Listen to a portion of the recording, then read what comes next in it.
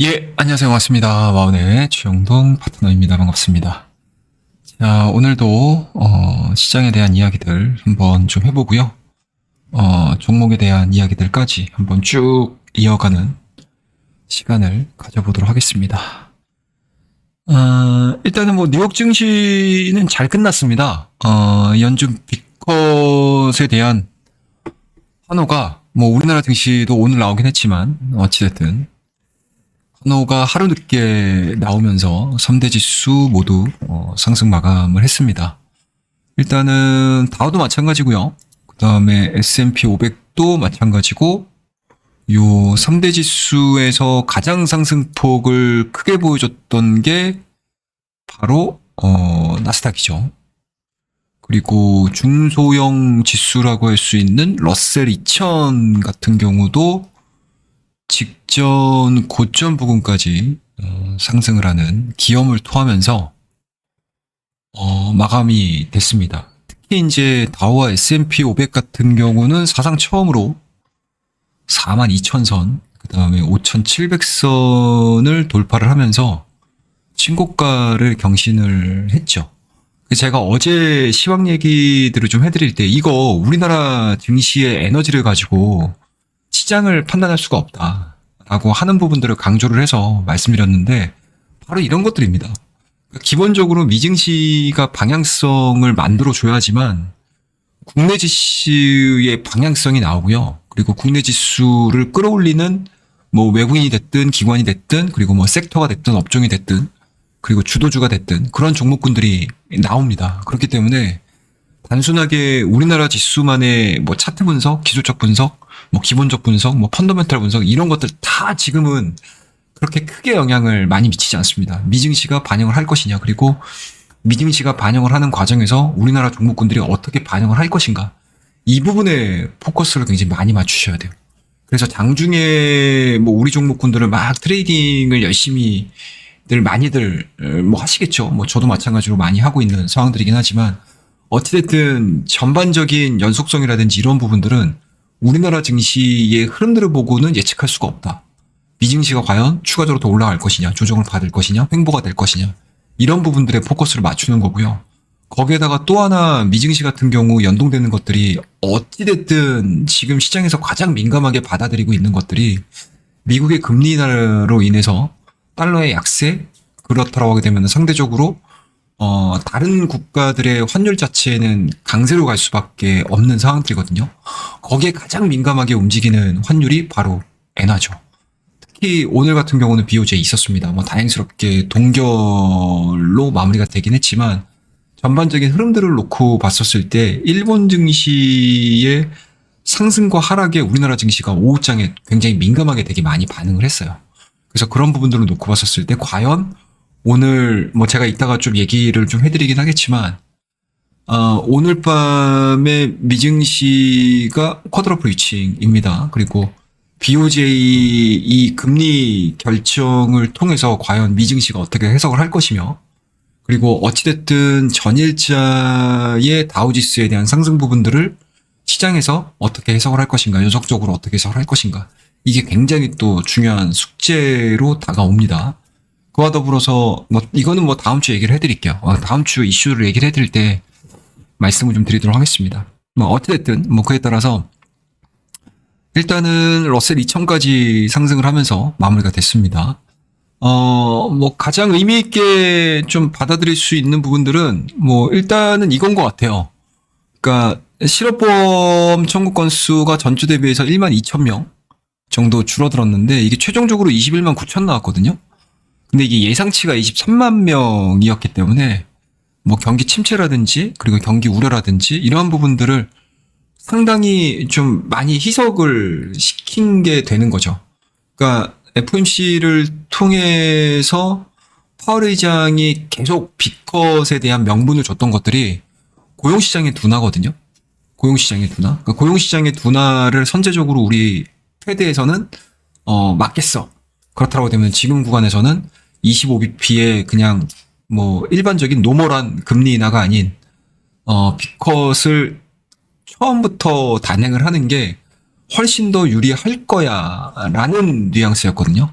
근데 그 부분이 확실히 좀 뒷받침하는 그런 경기 데이터들이 나왔다라고 보시면 좋을 것 같습니다. 그래서 비컷을 하고 나서 시장에서에 대한 전반적인 논리들을 보게 되면 일단은 비컷을 통해서 시장에서는 그러니까 양분됐었거든요. 한쪽은 오케이, 자 강력한 금리 인하를 통해서 유동성을 공급을 하자라는 쪽, 긍정적으로 해석을 하는 쪽. 그리고 두 번째는 어떠한 쪽이었냐면 이 정도로 경기가 안 좋은 거야? 비컷을 할 정도로 경기가 안 좋은 거야? 라는 쪽이었거든요. 근데 이 두 가지가 상당 부분 좀 크게 의견 자체가 충돌이 되면서 시장의 첫날은 되게 혼조로 마감을 했었잖아요. 그리고 다행스럽게 그 다음날 주간 실업보험 청구 건수가 예상치를 하회를 하면서 파월 의장의 요 발언에 상당히 좀 힘을 좀 실어주는 결과물들이 나온 거죠. 그에 따라서 지수도 상당히 좀 좋았었고요. 뭐 다우지수, S&P 500 그리고 이제 나스닥 같은 경우도 상당히 좀 좋아지는 그런 모습들을 좀 보여줬다라고 보시면 좋을 것 같습니다. S&P 500 11개 섹터 중에서 필수 소비재, 그 다음에 유틸리티, 그 다음에 이제 부동산 경기 방어주 성격의 섹터 정도만 조정을 받고 8개 섹터가 상승 마감을 했습니다. 특히 뭐 테크 관련 종목군들 좋았고요. 그 다음에 이미 소비재도 한 2.2% 상승을 하면서 마무리가 됐고, 커뮤니케이션 쪽 같은 경우도 1.8% 상승을 하면서 전체적으로 놓고 봤었을 때 빅테크가 주도한 섹터들이 상당히 좀 강했다라고 보시면 좋을 것 같습니다. 뭐 가장 중요한 부분들은 이제 아무래도 뭐 엔비디아가 아닐까라고 생각을 하고 있습니다. 엔비디아의 차트를 한번 좀 보도록 하죠. 엔비디아도 보시면 아시겠지만 고점 자체가 지속적으로 좀 낮아지고 있는 상황들, 그리고 저점 자체도 또 높아지는 그런 모습들을 보여주고 있는 상황들이기 때문에 확실히 우리나라의 뭐 SK 하이닉스나 삼성전자와는 좀 다른 모양새들을 좀 그려주고 있죠. 그래서 여전히 주가에 대한 탄력도가 기존 대비해서 상당 부분 좀 줄어들었던 부분들이 좀 있고요. 그리고 강력한 상승 구간들을 보여줬었던 올해 초반의 그림들하고는 다소 큰 변동성을 수반을 하고는 있긴 하지만 여전히 대장주로서의 역할은 해주고 있지 않나라는 생각을 좀 가지고 있습니다. 그래서 아무래도 엔비디아 같은 경우가 4% 가깝게 상승 마감을 함으로 인해서 필라델피아 반도체 지수 역시도 4.27 정도 올랐나요? 예, 4.27 정도 제가 오른 걸로 알고 있는데 4.27%의 상승으로 좀 마무리가 됐습니다. 다만 좀 아쉬운 부분들이 뭐냐면 마이크론의 주가가 좀 빠졌어요. 그러니까 마이크론 같은 경우는 이게 다음 주에 또 실적 발표이기 때문에 아마 엔비디아의 시장이 반응을 하기보다는 우리나라 반도체 기업들은 이 마이크론의 실적에 조금 더 민감하게 반응할 가능성이 좀 높지 않겠느냐라고 저는 생각을 하고 있습니다. 그래서 상대적으로 마이크론도 올라오긴 했지만 기본적으로 엔비디아 대비해서는 좀 상승폭이 약했습니다. 그래서 이러한 부분들이 오늘 뭐 삼성전자도 보셨던 분들이 많으시겠죠. 그리고 SK 하이닉스도 많이 보셨을 텐데 일단은 뭐 우리 입장에서는 좀 아쉬운 부분 중에 하나다라고 보시면 좋을 것 같고요. 그리고 미증시에서 긍정적으로 해석을 할 수 있었던 부분들은 아무래도 이제 테슬라를 중심으로 한 자동차 OEM 기업들이겠죠. 근데 테슬라만 좀 강력하게 올라왔어요. 예, 연준의 금리 인하로 인해서 자동차 활부 금리를 낮추는 효과를 얻을 수 있는 거죠. 그에 따라서 뭐 전기차에 대한 수요 부분들 증가가 될 거고요. 자동차 수요를 전체적으로 자극할 만한 모멘텀으로 작용을 할 가능성이 높기 때문에 시장에서는 좀 기대를 한 것 같다라고 보시면 좋을 것 같습니다. 근데 전통적인 레거시 OEM 기업들은 그렇게 재미가 있었던 상황들은 아니에요, 사실. 그렇기 때문에 확실히 이게 아마 뭐 포드도 그렇고 GM도 그렇고 뭐 여러 이제 글로벌 OEM 자동차 모빌리티 OEM 기업들이 추가적인 상승 흐름들을 보여주지 못한다라고 하고요. 그 다음에 오히려 이제 테슬라만 치고 올라가는 상황들을 보여준다라고 하게 되면 아마 시장에서 자동차 산업을 바라보는 그 시각 자체가 굉장히 좀 많이 달라질 수도 있습니다. 그러니까 쉽게 말씀드려서 금리 인하가 진행이 된다 하더라도 다양한 뭔가 이제 트림 그리고 다양한 차종을 갖고 있지 못하는 글로벌 OEM 기업들 같은 경우는 좀 힘겨워질 수 있다. 그리고 더 나아가서 금리 인하로 인해서 자동차의 구입 욕구가 강해지는 쪽까지 시장의 요 생각이 내러티브 자체가 확장이 되기에는 한계가 있을 수 있다. 그렇다고 되면 아무래도 뭐 GM이나 포드 같은 경우는 뭐 좀 더 힘들어질 가능성이 높겠죠.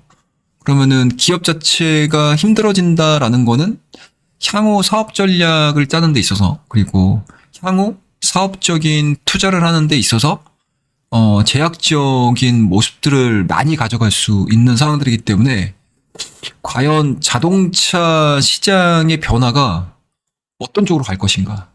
그러니까 어떻게 보면은 GM이나 포드 같은 경우는 미국 산업의 자존심일 수도 있거든요, 사실. 네. 아마 뭐 이 GM하고 이제 포드 관련된 영화도 굉장히 많고요. 그리고 근 100년여 기간 동안에 엔진을 가지고 차량을 만들었고, 진짜 미국의 상징성을 딱 담보하는 섹터 안에 대표하는 기업들이 바로 저런 자동차 회사들이거든요. 그러니까 미국의 남성성이랑 마초적인 그 모습들을 나타내는 게 대표적인 저런 회사예요. 근데 이러한 부분들이 뭐 전기차의 태동 그리고 전기차와 엔진 차량의 요 수요의 갈림길에서 지금 구간에서는 오히려 조금 더 전기차에 포커스가 맞춰진다고 하게 되면 GM이나 포드 같은 경우는 좀 많이 뒤처진 부분들도 없지 않아 있습니다. 그런 부분들에 있어서 좀 고민을 좀 해봐야 되는 문제점이 있지 않겠느냐라는 생각이 좀 들고요.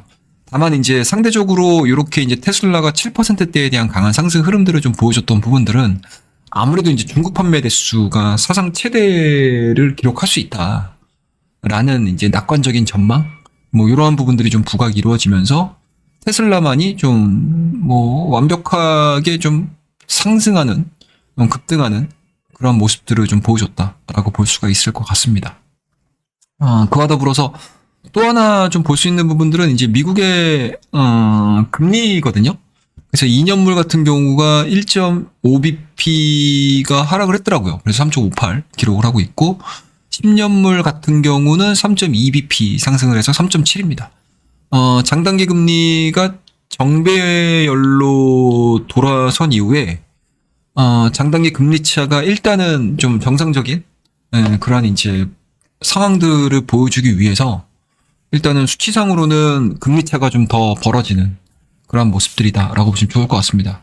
그래서 제가 어제 시간에도 보여드리긴 했지만 이게 뭐 정상적인 상황이에요. 예, 정상적인 상황입니다. 다만 이제 시장에서 우려를 하고 있는 부분들이 역전 현상이 진행되는 과정에서 정상적인 상황으로 돌아갔었을 때 경기 침체라든지 뭐 경기 둔화라든지 이런 것들이 나아질 수 있었다.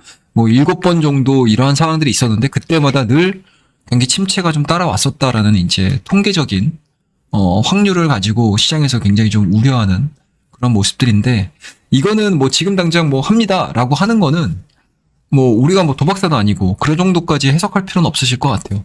그러니까 앞서서도 계속 말씀드렸지만 비컷을 단행하면서 시장에서 우려했던 부분들이 긍정적인 부분들과 약간은 경기 우려라든지 경기 둔화라든지 이런 것들에 대해서 고민을 되게 많이 했었잖아요. 근데 그것들은 경기 둔화가 아니야, 경기 우려가 아니야 라는 쪽으로 우리가 계속 봐야 된다고 하게 되면 앞으로 나오는 특히 이제 오늘 같은 경우는 이러한 부분들이 나왔었잖아요. 네, 실업 청구 건수가 시장 예상치 대비해서 현저하게 낮은 거잖아요. 그러면은 뭐 경기가 괜찮다는 얘기거든요. 그러니까 그런 이제 앞으로 나오는 경기 지표들을 계속 우리가 확인을 해야 돼요. 우리가 확인을 하면서 오케이 나쁘지 않네. 자, 나왔습니다. 그리고 또 다음 지표들 보면서 나쁘지 않네. 좋았습니다. 이러면서 계속적으로 경기가 돌아가는 것들을 확인해야 되는 상황이기 때문에 단순하게 뭐 뭔가 이제 확률적인 통계들을만을 가지고 경기 우려가 나올 수 있다, 경기 둔화가 나올 수 있다 라는 쪽으로 너무 생각이 고착화돼 버리게 되면 우리는 매매를 해야 되는 사람이잖아요. 그러니까 매매를 하는 입장에서는 그렇게 크게 도움이 안 될 수도 있어요. 안 될 수도 있습니다. 그렇기 때문에 항상 뭐 트레이더는 좋고 나쁨 그리고 상승과 하락을 배팅을 하는 입장이긴 하지만 항상 최종적으로 결정을 하는 데 있어서는 주변 여건들을 계속 확인을 해야 된다라는 걸 말씀드리도록 하겠습니다. 뭐 어찌됐든 뭐 그래서 미증시가 좋은 흐름들로 좀 마무리가 됐고요.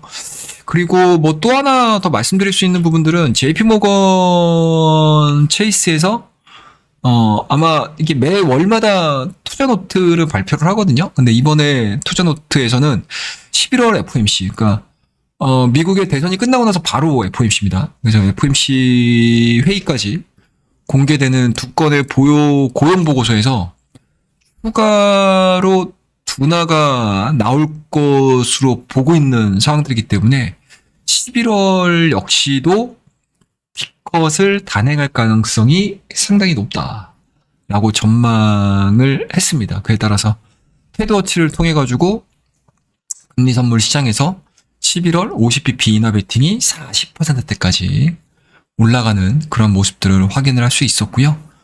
그와 더불어서 이제 유가 같은 경우 오늘 아마 유가 관련된 종목군들을 매매를 하신 분들이 계시겠죠.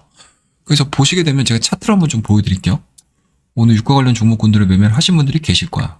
예, 오전 전부터 유가 얘기를 계속 시장에서 얘기를 했던 부분들이 좀 있었기 때문에 뭐 테마 성격이 좀 강하죠. 뭐 흥구석유라든지 그다음에 뭐 한국석유라든지 그리고 이제 LNG 쪽으로 보게 되면 뭐 GSE, 뭐 중앙에너지, 에너비스, 그다음에 대성에너지 이런 종목군들이 오늘 거래량이 좀 실리면서 양봉을 좀 보여줬었거든요. 근데 이런 부분들은 일단은 뭐 중동을 둘러싼 군사적 긴장감 반영되면서 유가가 1.47%, 그러니까 배럴당 71불 정도, 거의 한 72불 정도 거래되더라고요. 근데 거기에다가 미증시, 그러니까 미 경기 자체가 살아나고요. 거기에 더불어서 또 계절적인 수요잖아요. 그러니까 지금은 우리가 날씨가 좀 이상한 건지 모르겠는데, 너무 더워요. 예. 옛날에는 추석 때 되면 이제 추석 빔 입잖아요. 추석 새 옷 같은 거 이제 부모님들이 사주고 막 입으면 긴팔 입고 막 다녔던 기억이 있는데, 와, 이 추석에 이 정도로 열대야로 에어컨을 틀고, 네, 이랬던 게, 처음인 것 같습니다. 그만큼, 뭐, 우리나라만 이렇게 더운 게 아니고 전 세계적으로 지금 이상기후들이 상당히 좀 문제가 되고 있는 상황들이긴 한데, 어찌됐든, 뭐, 요 시기가 또 끝나게 되면 또 계절적인 수요 부분들이 상당히 그러니까 난방유죠. 예, 난방유에 대한 수요 부분들이 또 살아날 수 있는 가능성이 좀 있기 때문에 유가에 대한 상승 부분들도 아마 당분간 뭐 여러 가지 이제 뭐 비체계적인 리스크로 인해서 올라가는 부분들도 없지 않아 있기는 하겠지만, 예, 아마 기조적인 상승 흐름들이 좀 나아질 수 있지 않겠느냐라는 관점이고요. 뭐 그런 부분들에서 보시게 되면 뭐 화학업종이라든지 뭐 정유업종이라든지 이런 종목군들이 그동안에 시장에서 거의 소외됐죠. 예, 엄청나게 소외가 많이 됐습니다. 아마 주식을 예전서부터 계속 거래를 해오셨던 분들 입장에서는 사실은 이렇게 경기 민감주 딱 하게 되면 떠오르는 섹터가 몇 개 없어요. 뭐 우리나라 뭐 철강주, 그다음에 화학업종, 그다음에 뭐 정유업종, 그다음에 뭐 증권, 뭐 은행, 막 이런 종목군들 가지고 그러니까 경기가 좋아져 그러면 이제 이런 종목군들의 매매를 하셨던 기억들이 좀 있으실 텐데. 지금 같은 경우는 사실은 뭐 시클리컬 업종이라고 해서 뭐 경기 민감의 성격을 좀 담고 있긴 하지만 사실은 전통적인 사업이 되다 보니까 주가에 대한 탄력도가 상당히 많이 떨어지죠. 그리고 매매를 하시는 분들도 그렇게 많지도 않고, 그리고 시장에서도 뭐 많은 비중을 토대로 해서 막 언급되거나 뭐 이런 일들이 별로 없습니다. 뭐 최근 들어서는 뭐 최근 들어서가 아니고 몇 년 뭐 꽤 됐죠.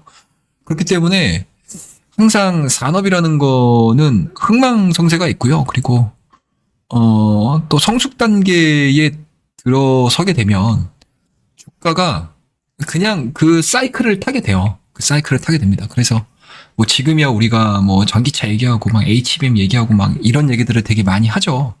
하지만 이러한 산업들도 뭐 한 몇 년이 좀 지나게 되면 그 성숙 산업이 되는 거죠. 그러니까 일반적인 산업이 돼버리는 거예요.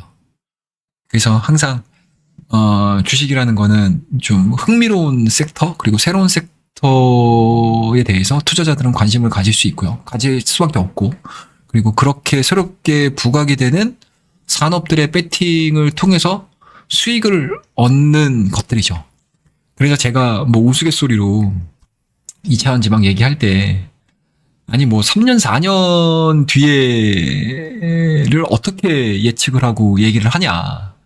그거는 아무도 알 수가 없다라는 거. 그리고 적정 수준의 이 산업이 정상 궤도에 딱 들어서 버리게 되면 이익이라든지 뭐 매출은 늘어날 수 있겠죠. 그리고 매출 규모, 그리고 영업이익 규모는 늘어날 수는 있을 거예요. 근데 시장에서 바라보는 것들은 1차적으로는 매출액과 뭐 영업이익의 규모가 늘어나는 거에 반응을 하겠지만 적정 수준의 주가 상승을 보여주게 되면 상승률의 반응을 해버리는 거죠. 그러니까 대표적으로 엔비디아가 대표적이 될 거예요. 그리고 우리나라가 지금 고민을 많이 갖고 있는 SK 하이닉스나 삼성전자에 대한 고민들도 여기에 있는 거죠.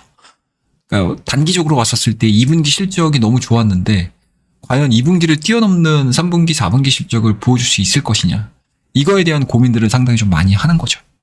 뭐 그렇기 때문에 뭐 어찌됐든 이러한 이제 뭔가 이제 논리들 그리고 이러한 이제 그러니까 이 논리는 주식시장에서 바뀌질 않습니다.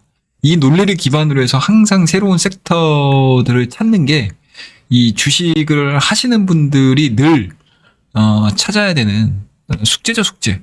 그리고 이 숙제를 잘 끝마치게 되면 그게 달콤한 수익으로 돌아오는 거고요. 그리고 이러한 부분들에 대한 뭐라고 해야 될까? 이러한 부분들에 대한 뭔가 원리를 딱 깨우치시게 되면 트레이딩에 있어서 그렇게 크게 어려움은 없으실 거예요. 뭐 물론 여기에 조금 더 나만의 뭐 기술적인 부분들 이러한 부분들이 좀 담겨 있다라고 하게 되면 훨씬 더 수월하게 하실 수 있는 거 정도가 되는 거죠. 근데 원리는 이렇습니다. 이 원리를 깨우치는 게 굉장히 어렵죠. 어렵습니다. 그래서 항상 뭐 장기 투자라는 것만을 제가 그렇게 크게 그러니까 우리나라가 장기 투자하는 게 되게 어려워요. 되게 어려운 시장 중에 하나입니다. 왜냐? 우리나라는 원천 기술이 있는 산업 구조가 아니잖아요. 그러니까 그러니까 원천 기술을 갖고 있고 하나의 산업을 태동을 시킬 수 있을 만한 뭔가 패러다임을 변환시킬 수 있을 만한 이러한 이제 산업 구조를 가지고 있다라고 하게 되면 아마 다우지수, 나스닥, S&P 500 뭐 못지않은 상승을 보여줄 거예요. 근데 이제 우리나라 같은 경우는 어찌됐든 하나의 패러다임이 바뀌었을 때 그 패러다임 안에 소모되는 그러한 산업에 특화되어 있는 산업 구조를 가지고 있다 보니까 탄력적으로 움직일 때는 어마어마하게 탄력적으로 움직이죠. 그런데 그 산업이 어느 순간 정점을 딱 찍고 이제 그 성숙 산업에 들어서게 되면 그동안에 많이 올라갔던 그러니까 그동안의 성장성들에 대해서 엄청나게 그러니까 시장에서 가격적인 부분들에서 부여를 되게 많이 했죠. 근데 그 부여를 많이 했던 부분들이 거품이라고 보통 얘기를 하거든요. 그 거품이 싹 빠져나오게 되고 그냥 뭐 일반적인 그냥 기업으로 쓱 흘러가 버리게 되면 뭐 지금 철강이나 화학주들 뭐 정유주들처럼 그냥 뭐 잊혀지는 기업 그냥 뭐 그런 회사가 되는 거죠. 그리고 뭐 경기가 좋아 그럼 올라갔다가 뭐 경기가 안 좋아 또 빠졌다가 또 경기가 좋아 또 올라갔다가 그러니까 이런 식의 사이클 산업이 돼버리는 뭔가 이제 산업의 생태계를 갖고 있기 때문에 항상 고민들을 되게 많이 하셔야 됩니다. 아셨죠? 그러니까 또 이 얘기하다가 뭐 이상한 얘기로 또 흘러버렸네요. 죄송합니다. 뭐 아무튼 뭐 그런 이제 움직임들을 보여줬고요. 그래서 이러한 부분들이 반영이 되기 시작을 하면서 이제 국내 지수에 어떻게 오늘 시장이 좀 흘러갔는지 얘기들을 하나씩 좀 풀어가 보도록 하겠습니다.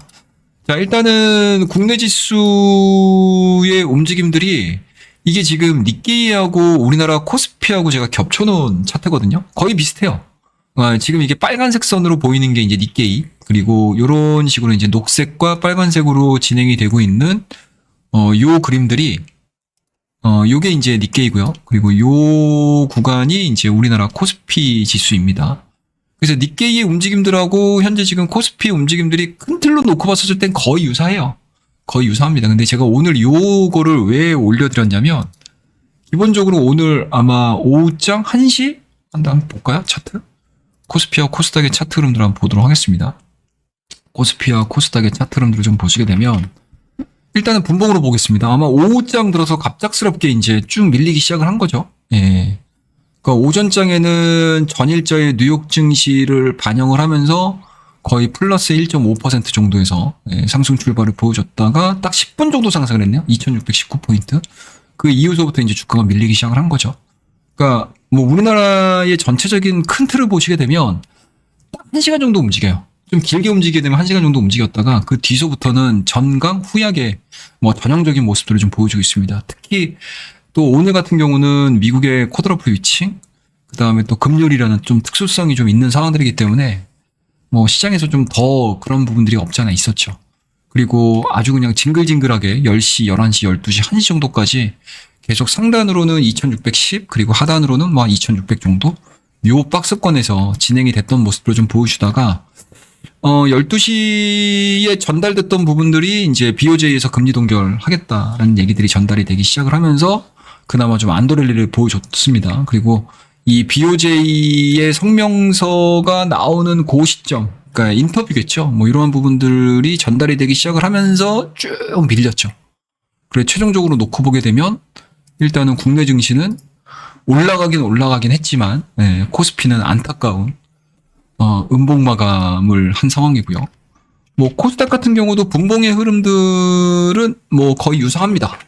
하지만 코스닥 같은 경우는 이제 대표 종목이죠. 그리고 지수에 영향을 많이 미치는 뭐 에코나 에코프로비엠이 뭐 생각보다 뭐 물론 이제 큰 폭의 상승 흐름들을 좀 보여준 건 아니긴 하지만 그래도 1%대에 대한 강세 흐름들.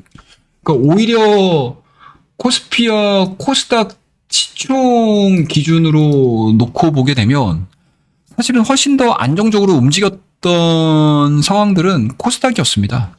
그래서 코스피 같은 경우는 SK하이닉스의 2.8% 상승 흐름으로 마무리가 됐고요. 삼성전자는 마이너스 0.16 정도 하락 마감을 했죠. 되게 안타까운 거예요, 지금 이거. 근데 전체적으로 코스피 지수를 크게 영향을 미칠 수 있을 만한 종목군들에 대한 상승폭들을 보게 되면 별로 재미가 없죠.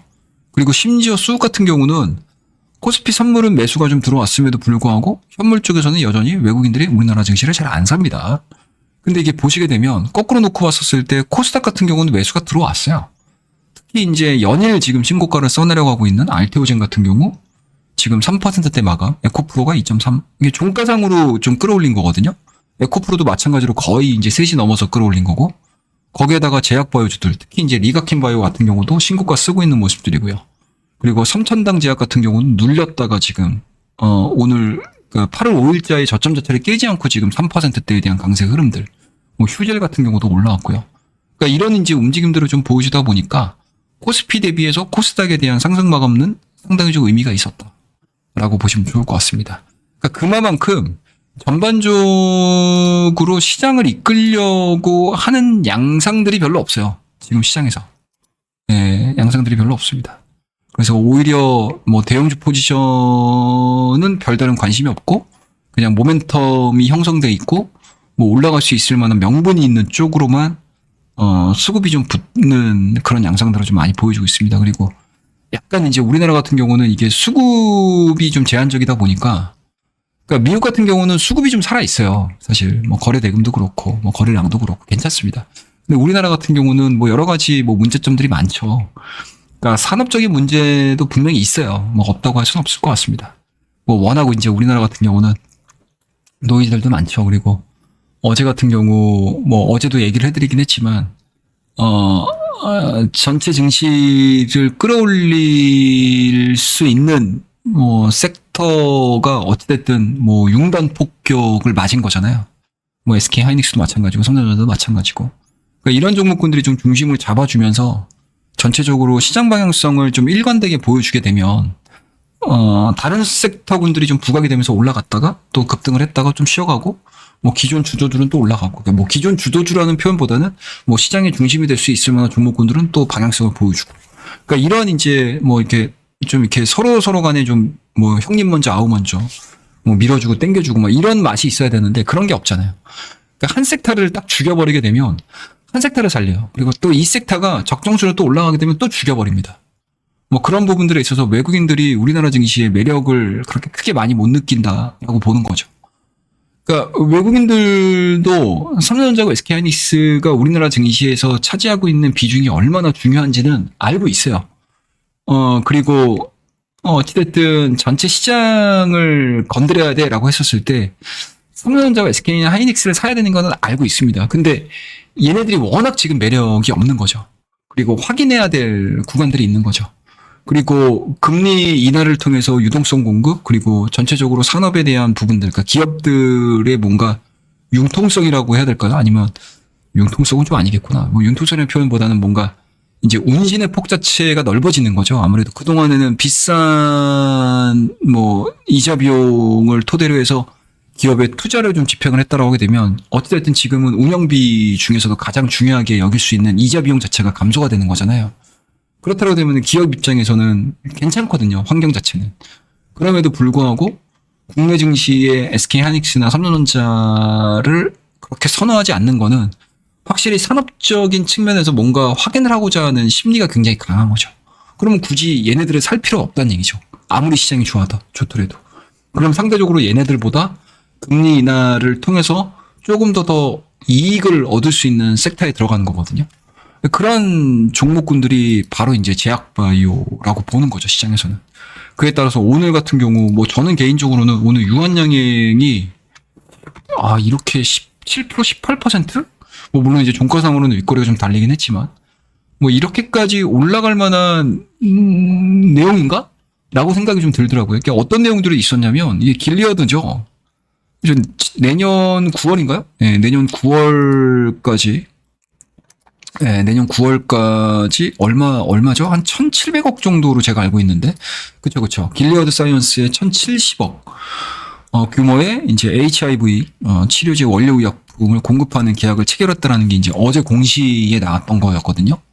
근데 이러한 부분들이 이게 지난해 연결 기준 매출액으로 봤었을 때 5%? 한 6% 정도 되더라고요. 5.79 정도 되는 걸로 제가 알고 있는데, 계약 기간이 이날부터 해서 내년 9월 30일까지 계약 기간은 되게 짧아요. 그러니까 1년 정도가 되는 거죠.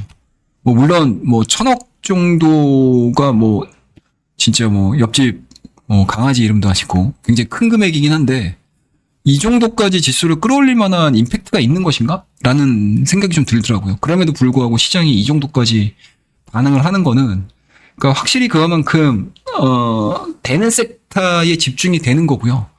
시장에서도 마찬가지로 이런 종목에 오히려 그냥 뭐 내가 트레이딩을 할 거야, 매매를 할 거야라는 쪽으로 접근이 되는 거죠. 그러니까 대장이라고 할 수 있는 이런 종목군들이 이런 식으로 움직여 버리니까 합에 걸려 있는 뭐 알테오젠 뭐 이런 종목군들도 상당히 좀 좋은 그러한 모습들 좀 보여주고 있는 상황들이 있고, 뭐 삼천당 제약 이런 종목군들도 괜찮은 흐름들 좀 보여줬었고요. 그리고 뭐 어제도 좀 말씀드리기는 했지만 CDMO 같은 경우도 오늘 삼성바이오로직스가 또 안 무너졌어요. 이거 분봉으로 아마 올라왔을걸? 그쵸. 분봉으로 갭으로 뛰어버렸잖아. 보시면 아시겠죠? 갭으로 뛰어서 올렸습니다. 그만큼 그냥 제약바이오에 포커스 맞춰서 사는 것 같아요. ST팜 같은 경우도 6%대 다시 한번 이제 직전 고점까지 좀 도전을 하는 또 그러한 모습들을 좀 보여줬고요. 물론 이제 오늘 같은 경우는 일단은 뭐 다음 달에 있을 위고비 출시에 맞춰서 비만 치료제 관련된 종목군들이 한동안 좀 올라오다가 오늘 같은 경우는 조금은 좀 쉬는 듯한 모습들을 좀 보여줬습니다. 그래서 뭐 인벤티지 랩 같은 경우도 이제 5%대 차익 좀 나왔고요. 그리고 그나마 이제 이런 이제 마이크로 니드를 활용을 한 이런 아파스 같은 경우는 약간 좀 테마성이 있는 종목이긴 한데, 뭐 이런 종목군들은 좀 버티는 모습들. 이 종목도 저희가 이제 저희 회원님들한테 이 정도 자리에서 제가 좀 추천을 좀 드렸던 종목이거든요. 그래서 아직 뭐 팔고 있지는 않기는 한데, 뭐 테마로 좀 접근을 하고 싶어요. 개인적으로는. 그래서 뭐 아직 매도 사인은 내진 않았습니다. 여기 돌파되면 좀 매도 사인을 내려고 뭐 고민을 하고 있는데 일단은 뭐 5일 전을 기준으로 좀 매매를 하려고 하는 그런 종목 중에 하나다라고 보시면 좋을 것 같고 그리고 뭐 신규 상장 종목이라고 할 수 있는 뭐 D&D 파마텍 같은 경우도 뭐 윗꼬리가 달리긴 했지만 올해 7월 달에 보여줬던 그 상장한 이후에 이제 항상 고점이라고 할 수 있었던 고점으로 인식되는 라인들까지 또다시 한번 또 올라가는 그런 모습들 좀 보여줬고요. 그 다음에 이제 에클론 같은 경우도 마찬가지로 급등하는 그런 모습들. 특히 이제 오늘 같은 경우는 이제 ADC 관련된 종목군들이 상당히 좀 좋았던 것 같습니다. 뭐 리가캠은 앞서 언급드렸듯이 신고가 쓰는 모습들이고, 그 다음에 뭐 ABL 바이오, 그 다음에 에이프릴 바이오, 그 다음에 뭐 GI 이노베이션, 그 다음에 Y바이오로직스 같은 경우, 이런 종목군들 같은 경우도 바닥권에서 이제 정배를 만든 상황에서 대량 거래량을 동반을 해서 쭉 올라가줬으면 좋았는데, 뭐 이제 오후장 들어서 변동성 보여줬다가 좀 차익 매물 또 맞고 내려오더라고요. 어려워요. 좀 제약바이오 종목군들. 좀 쉬운 섹터군들은 아니긴 합니다. 하지만 항상 그렇듯이, 시장에서 주도주 역할을 하고 있고 수급 자체가 많이 들어가고 있는 섹터들은, 항상 관심을 좀 가지시면서 좀 보셔야 된다라고 말씀을 드리도록 할게요. 그리고 뭐 이런 이제 뭐 신약 관련 종목군들, 그 다음에 뭐 ADC 관련 종목군들, 그 다음에 뭐 바이오 시밀러 관련 종목군들은 오늘 그렇게 탄력적으로 움직인 건 아니에요. 제가 항상 뭐 말씀드리는 종목이긴 하지만 셀트리온 같은 경우 아주 그냥 징글징글합니다. 연중 기준으로 놓고 보게 되면 이 박스권에서 벗어나지를 못해요. 네, 이 박스권에 벗어나지 못하고 있습니다. 하지만 중장기적인 관점에서 셀트리온은 제가 늘 보고 있는 종목이라고 말씀드리도록 하겠습니다. 마에 21만 원대만 좀 돌파가 되게 되면 생각보다 좀 시원하게 올라갈 것 같은데 이 21만 원대를 돌파를 시키려면 뭐 다른 모멘텀은 없어요. 셀트리온 같은 경우는. 뭐 바이오 시밀러 그리고 뭐 신약을 판매를 하고 있기는 하지만 기본적으로 미국과 유럽에서 새롭게 출시한 진펜트라가 하반기에 본격적인 이 실적을 보여줘야 돼요. 그래서 아마 요번 3분기가 좀 분수령이 되지 않겠나라고 생각을 하고 있습니다. 그래서 저는 개인적으로는 이 셀트리온의 3분기 실적을 보고 싶다. 그리고 3분기 실적이 어닝 서프라이즈가 나오기 시작을 한다라고 하게 되면 분명히 진펜트라의 역할이 어마어마하게 많이 늘어나 있을 거예요. 그러면은 그냥 올 연말까지 그냥 강올릭으로 쫙 가는 거죠. 그런 전략들을 세워보는 거죠. 아무튼 뭐 또 옆길로 샜는데 셀트리온과 이제 셀트리온 제약 같은 경우 좀 움직임들이 좀 모호하다라고 보시면 좋을 것 같고 그나마 이제 국내 순수 신약으로 봤었을 때 SK 바이오팜 이 종목이 이제 오늘 거의 3% 가까운 상승 흐름들을 좀 보여줬다라는 거. 어제 이거 대박천국 1부에도 제가 가지고 나가가지고 얘기를 좀 해드렸던 종목이긴 한데 이 에스코프리가 실적이 나쁘진 않을 거예요. 실적 자체가 나쁘진 않을 겁니다. 예, 실적이 나쁘진 않을 거예요. 그래서 그런 부분들이 좀 반영이 되기 시작을 한다라고 하게 되면 확실히 제약바이오 종목군들이 뭔가 이제 주가를 끌어올릴 수 있을 만한 좀 이런 이제 건덕지만 나오게 되면 확실히 수급은 되게 잘 붙는 섹터다. 그래서 현재 어찌됐든 대장이라고 할 수 있을 것 같고요. 거기에다가 또 이제 반개로 좀 빠지는 종목들, 그러니까 확장이 되는 거죠. 확장이 되는 쪽으로 보게 되면 이제 AI 의료기기, 그러니까 루닉 같은 경우도 지금 거래량이 좀 실리면서 최근 들어서 뭐 변동성을 크게 보여주고 있기는 하지만 근래에 쉽지 않은 거래량들을 지금 보여주고 있는 상황들이거든요. 그래서 이런 부분들도 좀 있고요. 그 다음에 또 볼 수 있는 것들이 뭐 아이센스 이런 종목군들도 바닥권에서 좀 올라오는 상당히 좀 잘 만들어놨죠. 그러니까 바닥권에 있는 역배열인 종목들은 가급적이면은 뭐 안 하셨으면 좋겠다라는 생각을 좀 가지고 있기는 한데, 그러니까 특히 이제 조금 이제 내가 매매가 좀 서툴러라고 하시는 분들 같은 경우는 좋은 종목들 많거든요. 좋은 종목들 많아서 뭐 굳이 역별되어 있는 종목군들 바닥에서 내가 잡아가지고 수익을 내야지라고 굳이 생각 안 하셔도 돼요. 시장에서 진짜 수없이 많은 종목들이 있는데 뭐 굳이 내 입맛에 맞지 않는데 이런 종목군들 관심 안 가지셔도 되긴 하는데 뭐 어찌됐든 전체 섹터를 봤었을 때 의료기기 관련 종목군들도 오늘 상당히 좀 의미 있게 좀 진행이 되고 있습니다. 특히 이제 오늘 그림으로 놓고 봤었을 때 이렇게 일봉상에서의 이평이 밀집되어 있는 구간에서 거래량이 좀 실리면서 올라오는 이런 이제 뷰노 같은 종목군들을 오히려 관심을 가지시는 게 맞지 않겠나라는 생각이 좀 들고요. 그 다음에 이제 JLK 뇌졸중 관련해서 이런 종목군들도 마찬가지죠. 그러니까 바닥에서 이런 식으로 진행이 되다가 그러니까 이동평균선이 중기, 장기, 뭐 단기, 뭐 단중기, 뭐 이런 단장기, 뭐 이런 이제 이평들이 이렇게 밀집되어 있는 구간에서 거래량이 좀 실리면서 돌파되는 경우들이 좀 있거든요. 그러니까 이런 종목군들은 뭔가가 있다는 얘기예요. 그리고 시장에서 그만큼 관심이 굉장히 좀 많다는 얘기거든요.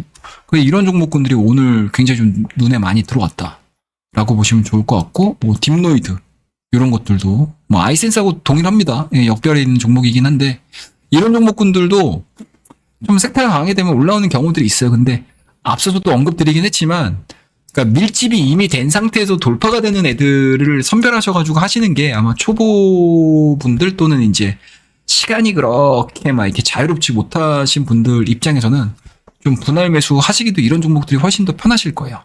그래서 뭐 저 같은 경우에 이런 이제 섹터를 딱 이렇게 정해놓고 전체 종목군들을 다 보고 우리 회원님들한테도 그렇고 구독자님들한테도 얘기를 해드려야 되는 입장이다 보니까 뭐 이런저런 얘기들을 많이 해드리긴 하겠지만, 그러니까 매매에 대해서 많은 시간을 할애를 하지 못하시는 분들 같은 경우는 그냥 저런 종목들 보시는 게 훨씬 더 유리하다라고 보시면 되고, 그다음에 이제 보로노이 같은 경우도 이것도 교과서적으로 올라오죠. 그러니까 올해 4월달, 5월달에 이제 막 이제 돌기 시작을 하면서 계단식 상승을 보여주는 거죠. 그러니까 전형적인 이제 정배열을 만들어가고 확장의 그림을 그려가고 있는 AI 의료기기의 대표적인 종목이 바로 이제 보로노이 뭐 이런 것들이 되는 거죠. 그래서 이 제2의 보로노이를 노리는 종목군들이 바로 뭐 루닛이나 뭐 실적은 안 나오긴 하지만, 그리고 뭐 JLK라든지 뭐 이런 종목군들이 이제 막 부각이 되는 거죠. 그래서 조금 더 거래량이 좀 실리는 그러한 양상들을 보여준다고 하게 되면 뭐 항상 놓치지 않고 좀 보셔야 된다. 관심을 좀 가지셔야 된다라고 말씀을 좀 드리도록 하겠습니다. 뭐 오늘 수급적인 부분들 같은 경우도 되게 좋아요. 예, 되게 좋습니다. 외국인들 한 10만 주 정도 매수 들어왔고, 기관들 한 거의 한 4만 주 가깝게 3만 6천 주 정도 매수 들어왔고요. 그리고 그 안에 뭐 투신이라든지 사모펀드, 연기금들이 좀 들어온 상황들이기 때문에 약간 좀 굵직굵직한 수급 주체가 들어와서 버티고 있다라고 보시면 좋을 것 같습니다. 그래서 두 번째 섹터를 좀 보게 되면, 오늘 2차전지 쪽 중에서는 이제 금양이 좀 재미가 있죠. 이거는 제가 텔레그램에도 좀 남기긴 했는데, 뭐 모르겠어요. 저는 개인적으로는 뭐 그렇게 크게 신뢰를 못 하겠습니다. 유통계약인데, 뭐 60일인가요? 60일 안에 서면을 통해서 계약을 언제든지 취소할 수 있다라는 부분들이고, 근데 이제 관련된 내용들의 기사화된 내용들을 보게 되면 금액들에 되게 굉장히 이렇게 크게 대저택비를 했더라고요. 그러니까 6년, 5년인가 6년인가 6년 동안에 뭐 2조 3천인가 2조 3천. 근데 그 정도 규모가 과연 오더를 내릴 수 있는 회사인지도 잘 모르겠습니다. 뭐 나노테크놀로지라는 미국의 그래핀을 활용을 한 배터리 회사인데, 물론 이제 기술은 좋죠. 뭐 그래핀을 활용을 하게 되면 화재라든지 이런 부분들에 굉장히 안전하다라는 얘기들을 뭐 기술이라고 하는데, 모르겠습니다. 일단은 뭐 좀 지켜봐야 될 것 같습니다. 그리고 금양 같은 경우는 뭐 아직까지 여러 가지 노이즈가 좀 있죠. 최근에 8천억 가량의 유증을 하겠다라는 건데, 이게 지금 금양이 시가총액이 3조 1천인데 8천억을 하겠다? 그리고 본업도 마찬가지고요. 그리고 이차전지에서 여전히 뭔가 뚜렷한 성과를 만들어 주지 못하죠. 뭐 물론 계속 뭐 투자를 하고 있다. 뭐 이차전지 우리가 제2의 먹거리로 뭐 키우겠다. 우리는 이제 이차전지 회사로 가겠다. 뭐 이런 이제 포부를 많이 밝히고 있기는 하지만, 현재까지는 좀 위험해 보인다. 그러니까 위험해 보인다라는 게 뭐 투자자들이 위험해 보인다는 게 아니고, 그러니까 사업적인 부분들에 있어서, 그러니까 뭐 이게 되게 이제 공격적으로 하는 거죠. 이게 잘 되면 이제 대박이 터지는 거고, 이게 만약에 되지 않는다라고 하게 되면 금양 자체가 좀 흔들릴 수 있는, 그리고 시장에서에 대한 신뢰 부분들도 많이 흔들릴 수 있는 그런 부분들이 없지 않아 있습니다. 그래서 뭐 이런 종목군들 뭐 관심 있어 하십시오라고 얘기를 하기에는 뭐 제 입장에서는 뭐 선뜻 말하기가 좀 쉽지 않다라고 보시면 될 것 같고요. 그나마 이제 오늘 오전장의 시가 자체는 굉장히 좀 강하게 시작을 했습니다. 뭐 20%가 넘는 상승 흐름들을 좀 보여줬지만, 확실히 그냥 차익에 가까운 물량들을 쭉 내보내면서 뭐 중국에서는 이제 7.94% 상승 마감으로 끝났습니다. 근데 이게 또 기술적인 부분들로 의미를 좀 찾자라고 하게 되면, 그러니까 급락하기 이전에 이 가격대에 엄청나게 많은 투자자들이 좀 있을 거거든요. 매수자들이 있을 거예요. 그렇다고 되면 자연스럽게 이 정도 가격 올라오게 되면 뭐 쉽게 얘기해서 이제 본전 심리가 발동을 하는 거죠. 그래서 이 구간 동안에 이제 매수를 해왔던 사람들 같은 경우는 또 수익을 보는 구간 가격대이기 때문에 뭐 수익에 대한 욕구 그리고 본전 심리에 대한 욕구가 굉장히 커졌을 거고 이런 것들을 싹 다 무시하고 나는 매수 들어갈 거야라고 하는 사람들도 분명히 있을 겁니다. 예. 그래서 그런 부분들이 이제 수급상으로 놓고 봤었을 때 일단은 외국인들은 좀 덤지는 쪽에 포커스가 지금 많이 맞춰졌었고 개인들은 그 물량들을 좀 받는 그런 양상들을 좀 보여줬습니다. 그래서 이차원지가 이제 금양의 요 이슈를 통해서 주가가 좀 움직이게 되면 일단은 좀 다 같이 좀 끌어올려 줬으면 좋겠는데 뭐 그렇지는 못했던 것 같아요. 예, 뭐 LG 엔솔 같은 경우에 0.51 정도 상승 마감을 했고요. 근데 다만 이제 LG 엔솔 같은 경우는 이렇게 횡보되는 구간이거든요. 그 횡보되는 구간. 그러니까 1년여 기간 동안 뭐 1년이 좀 넘죠. 사실은 어떻게 보면 1년이 좀 넘는 기간 동안에 하락을 좀 보여주는 과정에서 일단은 뭐 단기적으로 보여줄 수 있는 시점으로 봤었을 때 뭐 하락에 대한 부분들은 어느 정도 반영이 됐다. 그러면 지금 구간은 이제 빈집, 그러니까 수급 빈집일 수도 있고 그리고 3분기 실적이 2분기 실적 대비해서 그래도 조금 나아지는 모습들을 좀 보여준다고 하게 되면 또 주가는 또 탄력적으로 움직일 수도 있습니다.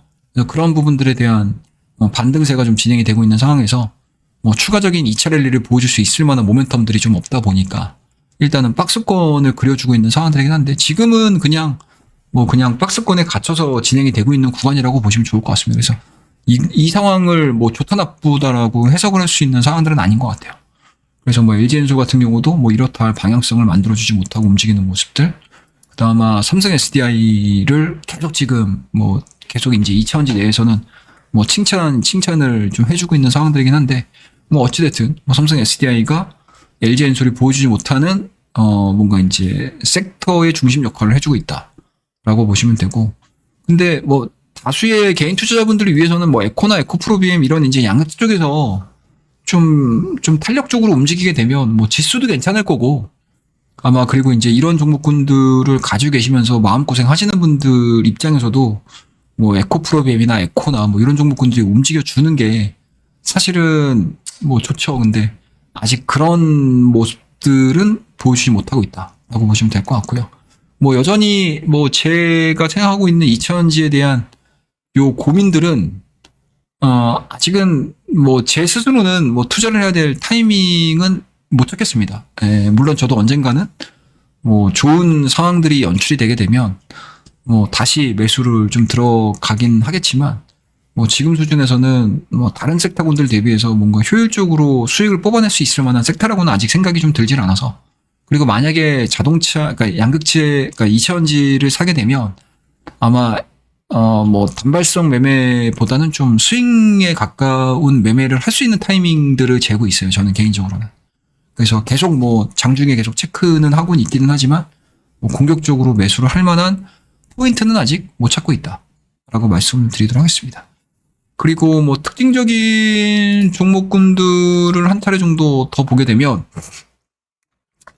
오늘 뭐 TA양경 이런 종목군들, 그러니까 9%대에 대한 강한 상승으로 마무리가 됐는데 이거 뭐 LCC 산업이 좋아서 움직인 거 아닙니다, 여러분들. 요거 이제 그 지분 경쟁이 있어요. 경영권 분쟁이 좀 있습니다. 그래서 대명소노죠, 대명소노. 요 종목하고 요 기업하고 이제 TA양공하고의 경영권 분쟁이 좀 있는 상황들입니다. 그래서 요 대명소노 시즌과 이제 TA양공을 같이 놓고 보시게 되면 좀 재미있는 상황들이 연출이 될 건데, 그래서 TA양공 같은 경우 뭐 얘기들을 좀 많이 해요. 근데 이게 약간은 좀 이게 시장이 이제 이런 모멘텀들에 반응을 하는 거죠. 그래서 이런 종목군들 움직였고, 그다음에 또 움직였던 종목군들이 오늘은 좀 특이했던 것들이 그러니까 항공우주 관련된 종목군들이 또 바닥권에서 좀 크게 좀 올라왔습니다. 뭐 센서블 같은 경우는 음봉으로 마무리가 되긴 했지만 일단은 뭐 급등했다가 좀 빠지는 모습들. 이런 종목군들을 되게 많이 찾아보셨을 거예요, 아마 여러분들께서. 그래서 이슈가 나오게 되면은 훅 반응했다가 훅 꺾여버리는 그러한 이제 상황들이 전체적인 시장의 트렌드라 매매하기 상당히 좀 어려우실 겁니다. 그리고 아마 뭐 검색기라든지 이런 것들 막 돌려보시는 분들 같은 경우 이런 종목군들이 걸릴 거예요. 근데 이런 종목군들을 걸릴 때 매매를 하실 때 좀 고민을 하셔야 되는 게 뭐냐면 연속성이 있냐 없냐.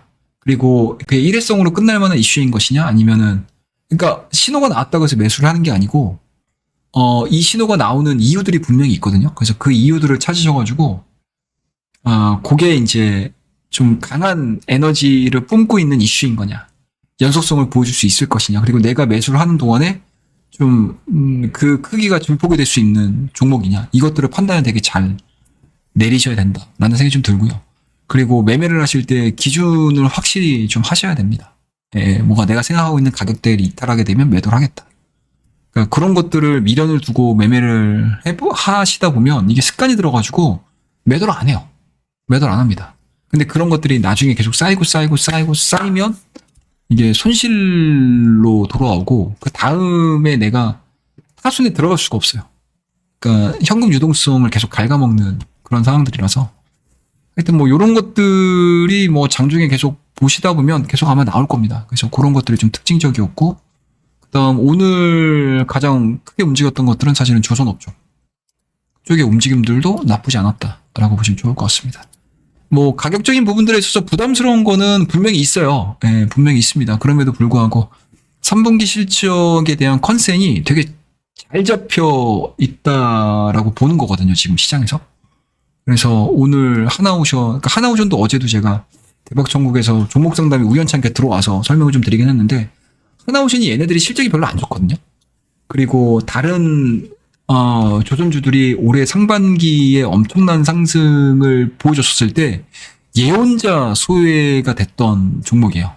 근데 이제 최근 들어서 뭐 MRO 사업이라든지 뭐 특수선이라든지 이런 얘기들이 계속 나오기 시작을 하면서 오히려 뭐 HD 그룹들보다 아마 탄력도는 그러니까 상반기에 얘가 조선업종에서 소외됐던 좀 아픔을 겪었던 그 시기만큼 오히려 탄력도가 더 나올 수도 있는 종목이라고 저는 개인적으로 생각을 하고 있거든요.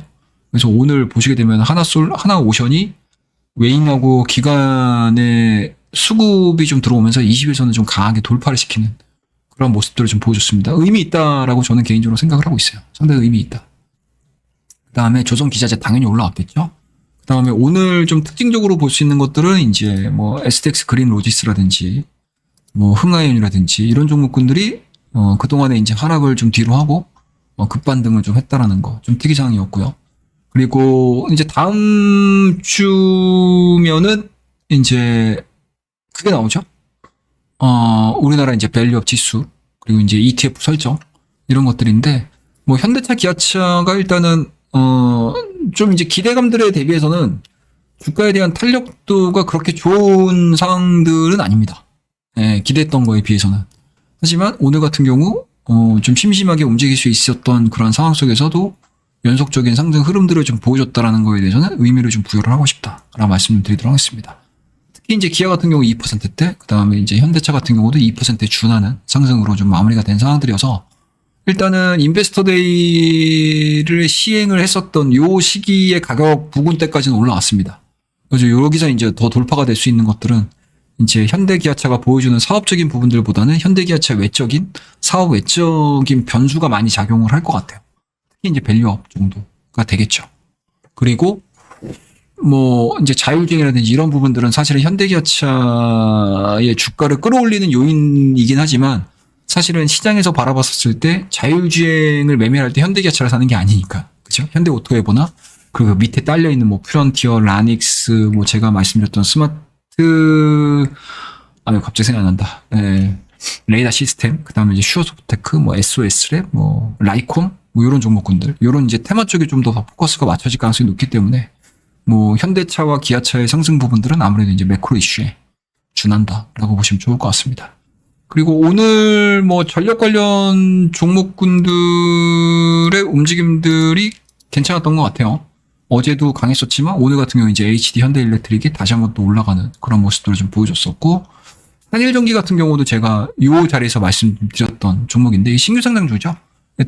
특수변압기 산업을 하고 있는 상황들이어서 미국 시장 내에서에 대한 상승 구간들은 괜찮지 않을까 오늘 같은 경우는 이제 음봉으로 마무리가 되긴 했지만 그래도 여전히 상승 추세는 진행이 되고 있다라는 거. 그리고 오히려 메이저 전력기기들 같은 경우 오늘 전반적으로 HD 현대일렉트릭을 제외시키고 나서 LX 일렉트릭이라든지 뭐 효성중공업이라든지 이런 종목군들이 시작했던 반면에 중소형 쪽으로는 또 상승 탄력도를 좀 보여주고 있다.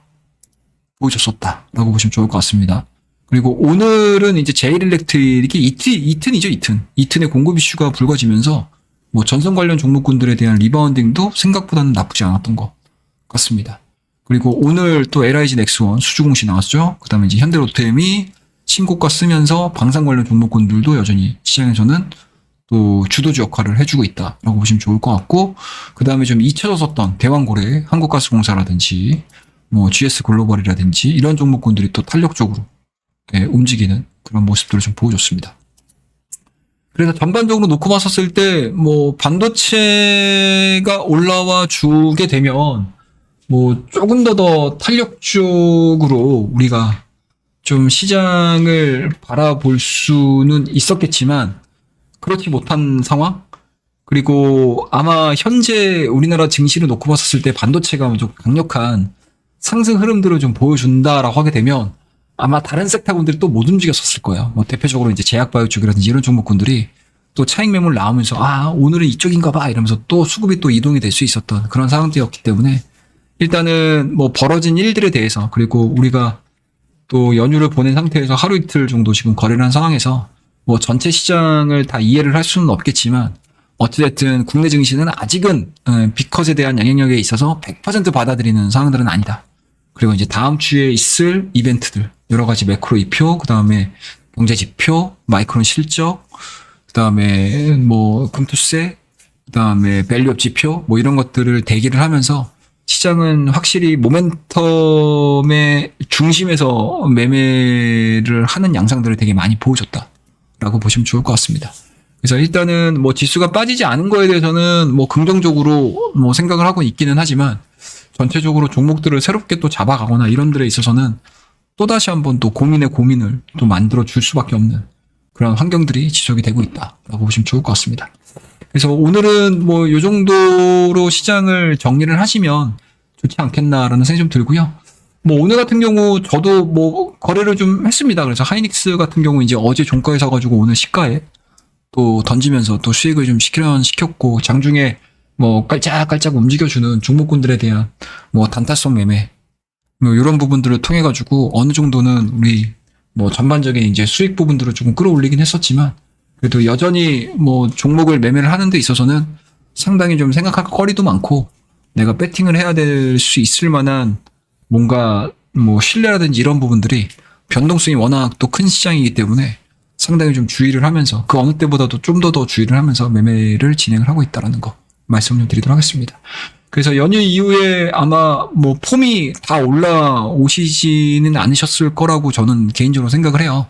뭐 이틀 거래를 했고 그리고 뭐 우왕좌왕 하다가 그냥 하루 이틀 정도 훅 가버리는 그런 상황이었기 때문에 아마 본격적으로 빅컷에 대한 뭔가 시장 분위기를 보여주는 타이밍들은 뭐 다음 주가 될 가능성이 높다라고 보시면 좋을 것 같고 우리 뭐 구독자님들도 그렇고 우리 회원님들도 그렇고 아마 거기에 맞추셔가지고 뭐 자금 계획이라든지 포트폴리오 전략들을 한 번쯤은 다시 한번 또 이렇게 리마인드를 해볼 수 있는 시간으로 활용을 해보실 것을 강조드리도록 하겠습니다. 그래서 오늘 시황 얘기는 이 정도 그리고 제가 가지고 있는 생각들에 대한 이야기들은 이 정도까지 해드리고요. 밑에 하단에 보시면 아시겠지만 9월 23일서부터 9월 29일까지 그러니까 다음 주 월요일서부터입니다, 여러분들. 총 7일간 VIP 체험을 할 수 있는 이벤트를 진행을 하고 있습니다. 그래서 만원의 행복이라고 해서 ARS 023490-4655번으로 전화를 하시게 되면 비용은 만원이에요. 예, 가입비는 만원이고 그냥 체험비라고 생각하시면 됩니다. 예. 그래서 간단하게 뭐 전화로 신청을 하셔가지고 일주일 동안 저와 함께 또 VIP 체험을 하실 수 있는 이 기간이 드디어 다음 주입니다, 여러분들. 그래서 이 다음 주에 또 활기차게 또 이끌어 갈 수 있게끔 많은 성원 그리고 많은 가입 그리고 많은 응원 부탁드리도록 하겠습니다. 그리고 밑에 또 보시게 되면은 파트너 공식 텔레그램도 있습니다. 이 텔레그램에 들어오시게 되면 제가 장중에 시장에서 뭐 전달되고 있는 속보라든지 그리고 뭐 이런 이제 시장에 대한 현상들이라든지 이런 것들 뭐 짤막짤막하게 코멘트 달아드리고 관심 있는 종목군들에 대한 이야기들도 이제 앞으로는 좀 해드리기 위해서 텔레그램도 열어뒀으니까요. 많이 들어오셔가지고 소통하는 공간으로 활용을 해보도록 하겠습니다. 그래서 오늘 하루 고생 너무 많이 하셨고 한 주 고생 많이 하셨습니다. 물론 이틀밖에 거래를 안 해서 힘들은 많이 남으셨을 텐데 하지만 주말 동안에 다음 주 시장을 준비를 하는 그런 시간으로 활용을 하시고 비가 온다고 합니다. 비가 좀 오고 있는 것 같은데 저는 비 피해 없도록 해주시고요. 그리고 건강관리 유념하셔가지고 다음 주에 우리 VIP 체험 시간에 또 활기찬 모습들 그리고 좋은 성과 만들어내기 위해서 저도 열심히 준비해서 오도록 하겠습니다. 자, 그럼 오늘 고생들 많이 하셨고요. 다음 시간에 뵙도록 하겠습니다. 감사합니다.